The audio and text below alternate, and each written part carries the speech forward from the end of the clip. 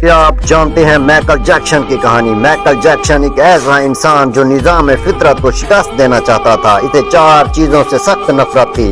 اسے اپنے سیاہ رنگ سے نفرت تھی، وہ گوروں کی طرح دکھائی دینا چاہتا تھا۔ اسے گمنامی سے نفرت تھی، وہ دنیا کا مشہور ترین شخص بننا چاہتا تھا۔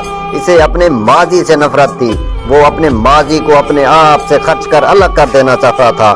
اسے عام لوگوں کی طرح 70-80 برس میں مر جانے سے بھی نفرت تھی۔ وہ 150 سال تک زندہ رہنا چاہتا تھا۔ وہ ایک ایسا گلوکار بننا چاہتا تھا جو 150 سال کی عمر میں لاکھوں لوگوں کے سامنے ڈانس کرے، اپنا آخری گانا گائے، 50 سال کی لڑکی کے ماتھے پہ بوسہ دے اور کروڑوں لوگوں کی موجودگی میں دنیا سے رخصت ہو جائے۔ مائیکل جیکسن کی آنے والی زندگی ان 4 خواہشوں کی تکمیل میں بسر ہوئی۔ اس نے 1982 میں اپنا دوسرا البم ٹیلر لانچ کیا۔ یہ دنیا میں سب سے زیادہ بکنے والا البم تھا۔ 1 ماہ میں اس کی 6.5 کروڑ کاپیاں فروخت ہوئی اور یہ Guinness book of world record کا حصہ بن گیا تھا۔ مائیکل جیکسن اب دنیا کا مشہور ترین گلوکار تھا۔ اس نے گمنامی کو شکست دے دی تھی۔ مائیکل نے اس کے بعد اپنی سیاہ جلد کو شکست دینے کا فیصلہ کیا اور پلاسٹک سرجری شروع کرا دی۔ امریکہ اور یورپ 55 چوٹی کے پلاسٹک سرجریز کی خدمت حاصل کی، یہاں تک کہ 1987 تک مائیکل جیکسن کی ساری شکل و صورت جلد نقوش اور حرکات و سکنا تبدیل ہو گئی۔ سیاہ فام مائیکل جیکسن کی جگہ گورا چٹا اور نسوانی نقوش کا مالک ایک خوبصورت مائیکل جیکسن دنیا کے سامنے آ گیا تھا۔ یوں اس نے اپنی سیاہ رنگت کو بھی شکست دے دی تھی۔ اس کے بعد ماضی کی باری آئی۔ مائیکل جیکسن نے اپنے ماضی سے بھاگنا شروع کر دیا۔ اس نے اپنے خاندان سے قاطع تعلق کر لیا۔ اس نے اپنے ایڈریسز تبدیل کر لیے۔ اس نے کرائے پر گورے ماں باپ حاصل کر لیے اور تمام پرانے دوستوں سے بھی جان چھڑا لی۔ ان تمام اقدامات کے دوران جہاں وہ اکیلا ہوتا چلا گیا، وہاں وہ منصوبے زندگی کے گرداب میں بھی پھنس گیا۔ اس نے خود کو مشہور کرنے کے لیے ایلویس پریسلے کی بیٹی لیزا میری پریسلے سے شادی کر لی۔ اس نے یورپ میں اپنے بڑے بڑے مجسمے بھی لگوا دیے۔ اس نے اپنے منصوبے طریقے تولید کے ذریعے ایک نرس ڈیبی رو سے اپنا پہلا بیٹا پرنس مائیکل بھی پیدا کر لیا۔ ڈیبی رو کے بطن سے اس کی بیٹی پرنس مائیکل بھی پیدا ہوئی۔ اس کی یہ کوشش بھی کامیاب ہو گئی۔ اس نے بڑے حد تک اپنے ماضی سے بھی جان چھڑا لی تھی، لہٰذا اب اس کی آخری خواہش کی باری تھی۔ وہ 150 سال تک زندہ رہنا چاہتا تھا۔ مائیکل جیکسن طویل عمر پانے کے لیے دلچسپ حرکتیں کرتا تھا۔ مثلاً وہ رات کو آکسیجن ٹینٹ میں سوتا تھا۔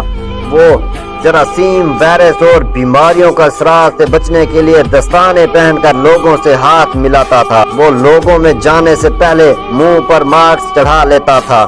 وہ مخصوص خوراک کھاتا تھا۔ اس نے مستقل طور پر 12 ڈاکٹر ملازم رکھ رکھے تھے۔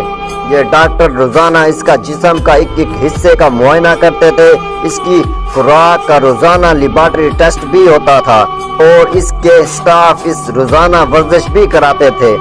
اس نے اپنے لیے فالتو پھیپھڑوں، گردوں اور آنکھوں، دل اور جگر کا بندوبست بھی کر رکھا تھا۔ یہ وہ ڈونر تھا جن کے تمام اخراجات مائیکل اٹھا رہا تھا اور ان ڈونرز نے باوقت ضرورت اپنے اعضاء اسے عطا کر دینے تھے۔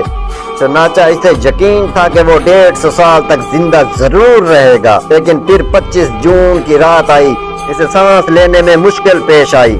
اس کے ڈاکٹرز نے ملک بھر کے سینئر ڈاکٹر کو اس کی رہائش گاہ پر جمع کر لیا۔ یہ ڈاکٹرز اس موت سے بچانے کے لیے کوشش کرتے رہے لیکن ناکام ہوئے۔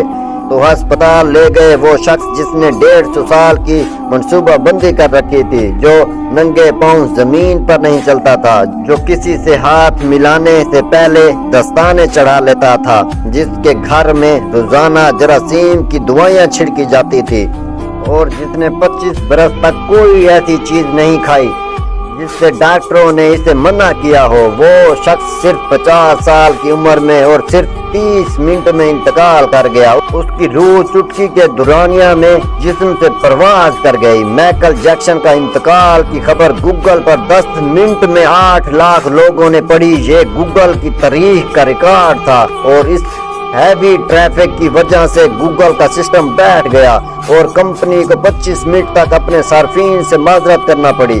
माइकल जैक्सन का पोस्टमार्टम हुआ तो पता चला कि बहुत ज्यादा एहतियात की वजह से इसके जिस्म ढांचा बन चुका था।